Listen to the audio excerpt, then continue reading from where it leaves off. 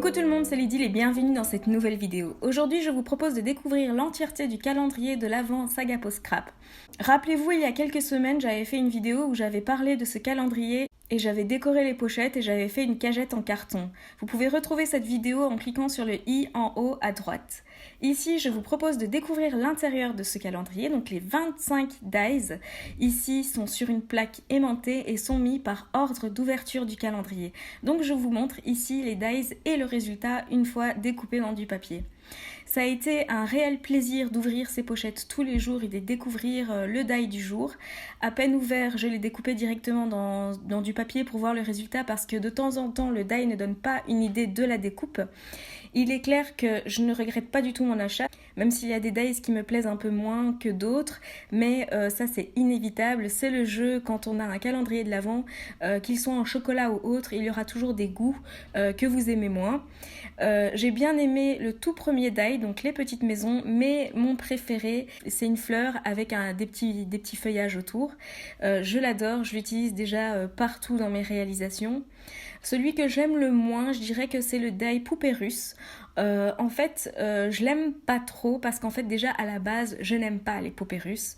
Je ne sais pas vraiment expliquer pourquoi, mais je trouve que cet objet est bizarre et donc je ne me vois pas mettre la découpe dans mes réalisations. Je n'ai pas encore décidé de quoi faire avec ces quelques dies que je n'aime pas ou que je n'utiliserai pas du moins. J'avoue qu'il y en a très peu dans ce calendrier. Il est possible que je les donne à mon entourage ou à ceux à qui ça plaira ou que je les fasse gagner, mais en fait il y en a vraiment très peu. Je dirais qu'il y en a 3 vraiment que je n'utiliserai pas, donc c'est la poupée russe. L'ananas en fait, c'est pas que je n'aime pas, mais c'est que j'ai déjà 2 autres dies d'ananas et donc voilà, un troisième ne me servira pas plus que ça. Et alors le dernier que je ne me vois pas utiliser en fait c'est le die avec les monuments, Tour Eiffel, Tour de Pise, Statue de la Liberté, etc. En fait au début je me suis dit chouette un die sur le voyage, mais en fait moi je travaille vraiment beaucoup par thème séparé et je ne mélange pas en fait les thèmes et les destinations, donc il est probable que je n'utilise jamais ce die car en fait il regroupe vraiment le monde entier et que moi je travaille vraiment par thème, par pays, par ville, etc. Après vous avoir montré les 25 dies, je vous montre aussi comment j'ai collé les plaques aimantées sur du carton pour avoir un support solide, car je sais qu'on va me poser la question, donc j'ai acheté les feuilles aimantées chez Mille et une boîtes. Et après je les ai collées simplement sur du carton qu'il me restait, sur des chutes de carton, pour qu'ils soient vraiment rigides. Et après je range ces plaques à la verticale dans un petit panier. Maintenant, je vous propose de vous montrer une page que je vais faire avec quelques dies de ce calendrier de l'Avent. J'ai pris une feuille de la collection scandinave de Saga Post Scrap. Je coupe la bordure, mais je vous la montre quand même pour les intéressés. J'ai sélectionné 3 photos de monuments ou bâtiments de Prague. Donc il y a 2 églises, un où on voit le toit d'une église, un où on voit l'église de face, et une synagogue. Tout d'abord, histoire d'apporter une horizontalité, je mets du masking tape sur toute la largeur de ma page. Histoire de faire ressortir les photos, je les mate avec du calque que je colle un peu au-dessus de mon masking tape. Je place ensuite mes 3 photos. Vous remarquerez que je ne colle jamais mes photos bien droites. J'aime qu'elles soient un peu de travers ou en quinconce. Ça met du mouvement, je trouve.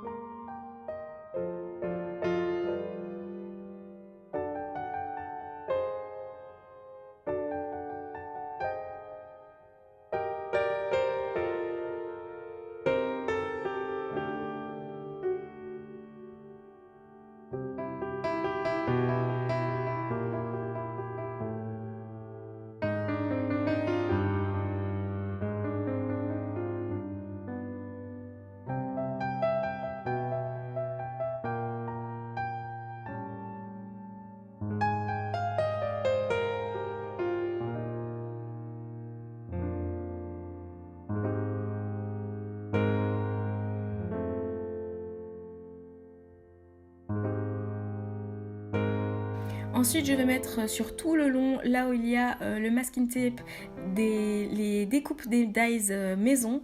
En fait, c'est un peu pour rappeler la ville et aussi pour apporter une touche hivernale, car quand j'y étais, il faisait relativement froid, vu que c'était en décembre.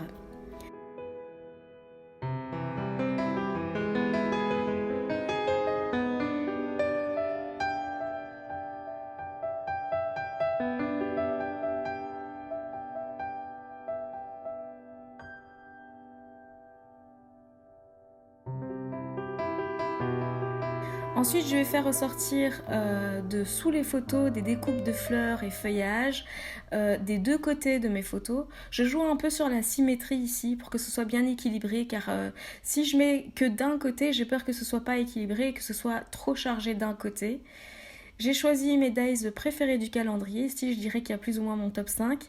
Donc évidemment il y a la fleur avec les feuillages, le triangle duquel sort les feuillages aussi, donc j'aime beaucoup les feuillages comme vous pouvez voir.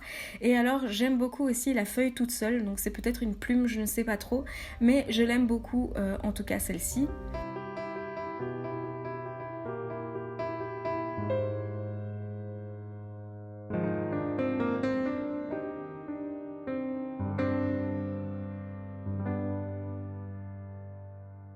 J'ai ajouté un petit titre de la même collection de papier qui dit « Aggravé dans nos mémoires » puisque cette ville était vraiment une chouette découverte.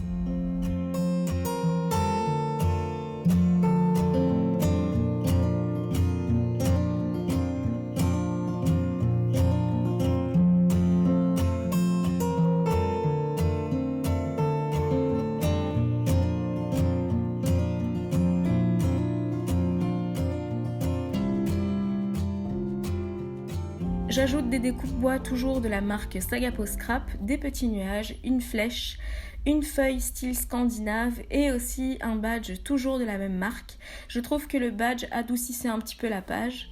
Et puis encore quelques touches avec des petites découpes de bois rond.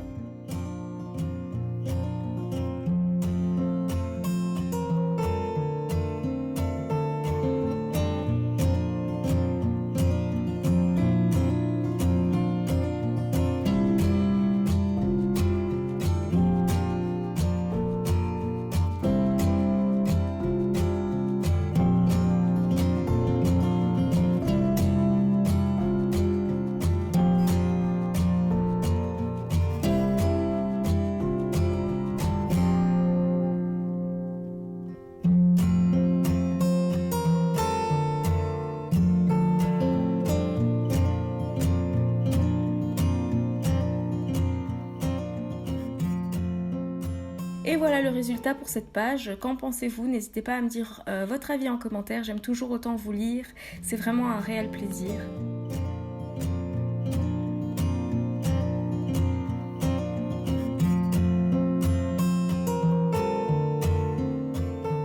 Donc voilà pour la vidéo de la semaine. Si vous voulez être tenu au courant des nouvelles vidéos qui sortent, vous pouvez cliquer sur la petite cloche ici en bas.